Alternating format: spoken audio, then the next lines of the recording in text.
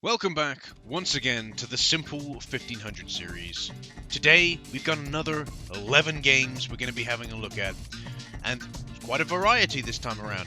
Then again, don't I always say that?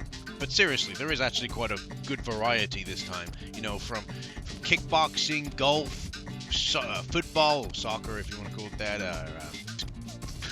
RTS strategy games, girlfriend simulators, horror visual novels, other sports games, a WarioWare-esque game. It's kind of all over the place, this collection this time. So I'm going to be covering volumes 64 to 74 this time around. And like I said, there is actually quite a good variety. So let's just dive straight in, shall we? Now, the first game I'm going to be talking about is the Simple 1500 series, volume 64, the kickboxing. And remember when I talked about the boxing? It's pretty much the same game, just now you can kick. I'm not even joking. Like, look, the character models are exactly the same. You have the same returning characters from the boxing, just now you can kick. So the moveset's slightly different. And that's really the only change there is. There's nothing else that has actually been changed in the game. Obviously now it's kickboxing and instead of boxing. It still plays really good. I still think it's quite enjoyable, but once again, you can just spam things and pretty much win. And that's how I did this, just spamming the same punch or kick all over the time, every time. And yeah, I'm winning that way. It's okay. Like I said, it's okay, but it's pretty basic. The next game on the list is Volume 64, The Golf, developed by Highway Star. This game actually pleasantly surprised me. It's got a nice little art style to it. You know, you got a bit of a two-dimensional background, a two-dimensional character on a three-dimensional plane. It's interesting. And if I'm being completely honest, as an actual golf game, it plays fine. It plays just like pretty much as you remember some of the old PGA golf games. It plays very, very similar to that. But it plays absolutely fine. You know, you got a power meter, you can adjust where it's going to go. When you hit the ball, it feels pretty satisfying. You can watch the ball go. It's just a golf game. It's just a golf game. And I think it's a fairly well-made golf game. It kind of is too bad this isn't the golf game we got. Instead, well, no, we got, but there's another golf game which is actually included in this set that I'm going to be talking about, and that's putter golf. And it's too bad that putter golf was the one that got released in the West, which in my opinion is the worst one. And this game didn't. I think this game is far superior. It's much, much better, much more enjoyable than putter golf. But yeah, it's just a standard golf game. There isn't anything too special about it, but it's just enjoyable. It's just, if you like golf games, you'll like this, basically. The next game I'm going to be talking about is quite possibly my favorite game of the collection, and that is the Chitin Matsuya Mawasunda, which translates to the rotation. Yes, what a strange thing. Kaiten means rotation in Japanese. What a strange thing to literally translate as. But you start to understand that's what it is when you realize what the game is. This game is a WarioWare-esque mini-game video game. Yeah, it's a video game which has loads of different mini-games that are all based on rotation. They're all based on using the analog stick and like basically kind of just doing stuff using the analog stick to be able to complete the minigames. But mind you, it's very difficult because I didn't quite understand, even with the very simplistic controls, I didn't really understand what I was supposed to be doing. I was like mashing, turning the analog stick and pressing some of the face buttons and nothing was happening, and it was just so irritating. So I kept losing a lot of these minigames. But honestly, looking at some of these minigames, they are hilarious and they're very WarioWare-esque. Really good. We got a good variety: sushi, golf, throwing a man across the screen, undoing a geisha's kimono. It's really like strange games, and I've got to admit I thoroughly enjoyed playing this, even though I was failing every single game. I still enjoyed it. The next game I'm going to be talking about is Volume 67, The Soccer. Dynamite Soccer 1500. This is a re-release of a previous Japanese exclusive game known as Dynamite Soccer 98, which is a part of the Dynamite Soccer series franchise. yeah, it's a re-release, and it's a soccer game, football. As I'm from the UK, so it's football for me. So how does it play? Absolutely fine. It plays just like a standard football game, what you would expect. It's not how I personally like to play, because I'm not really into football games, and I tend to struggle with them quite a fair bit because I never get used to like switching between different characters. So you'll like be controlling the ball with one character, you'll pass it to another character, but it will switch control to a character that is not the character that you passed the ball to. And then by the time the ball reaches the character it originally was supposed to go to, it then switches you to that character. It's just, I find the whole character switching between very disorientating for me. I don't really like it, and I struggle with these types of games because of it. I did enjoy some football, soccer games when I was younger. There was one in particular. I had International Superstar Soccer 64 for the Nintendo 64, and I did enjoy playing that. But yeah, this one, it's a standard soccer game. There's not much else to say besides that. It plays absolutely fine. There's no issues with it. It's just soccer, basically. The next game I'm going to be talking about is Volume 68, the RC car, also known as RC de Go, as the game would like to say. Now, this game was originally released in Japan as RC de Go. It was then released in Europe, and then released in America. And then in 2001, it got re-released as part of the Super 1500 series. Why? I don't know. Maybe because it was developed by Taito, and Taito Corporation has quite a few games in the Super 1500 series. How does it play? It's hard to explain. You're controlling an RC car, so you have a strange perspective. You're not behind the car, or you don't have a first or third person view from the car. You kind of, I don't know what you would even call this perspective. Is it a second person perspective, or a fourth person perspective, where you're looking from like completely, you're looking from a static camera angle, just watching your car go around the course. And yeah, it's a bit strange, if I be completely honest. It plays fine. I do find that the corners can be a little bit tight and hard to get used to, but with enough practice, you'd get used to it and you'd do fine. But I just find the perspective of where you're looking to be a bit strange.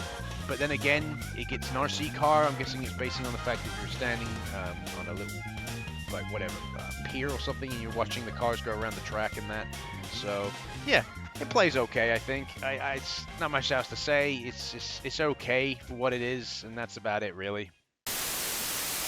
The next game I'm going to be talking about is Volume 69, giggity, and that's the Putter Golf, developed by Amadeo. You might see Amadeo pop up a lot. They're one of the common developers for Super 1500 series games. And yeah, is it anything like the Golf? No, it's basically just based around putting. Think of like a mini golf game, like if you have a computer and you have Steam, like Golf with your friend, Golf with your friends. Or, there's a lot of mini golf-like games on Steam. You can play Tower Unite, and that has some mini golf on there as well. And all of them play much better than this. This is putter golf. You have a putter, and you basically hit the ball and try and get it into the hole. It's more of a challenge puzzle kind of game, in my opinion, than an actual golf game. Similar to Crazy Golf for which is obviously published by Phoenix Games, I would say.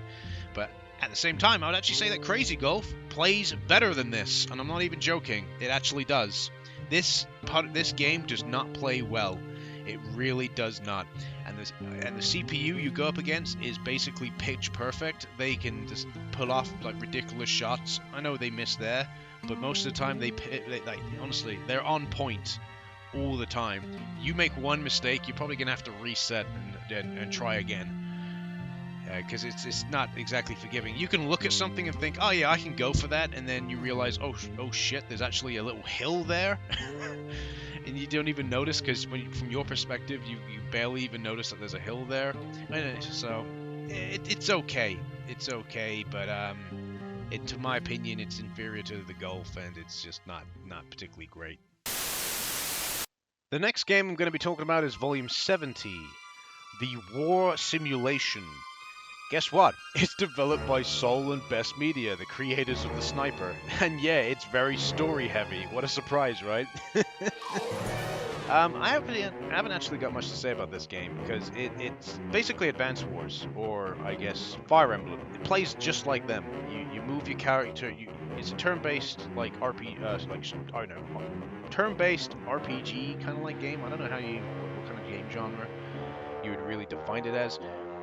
You move your character within a limited amount of spaces, and then it gets, you meet up with the enemy, and then you can shoot the enemy, and it kind of goes into like a little Yu-Gi-Oh kind of like Yu-Gi-Oh Forbidden Memories kind of battle where you can see your character, your mech, and the tank fighting.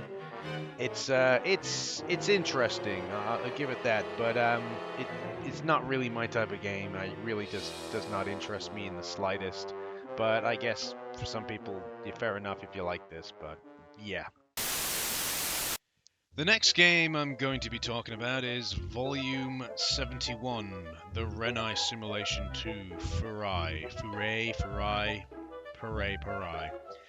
Yeah, the girlfriend simulation. Again, I haven't got anything to say about this game. It's all in Japanese, really not my type of game.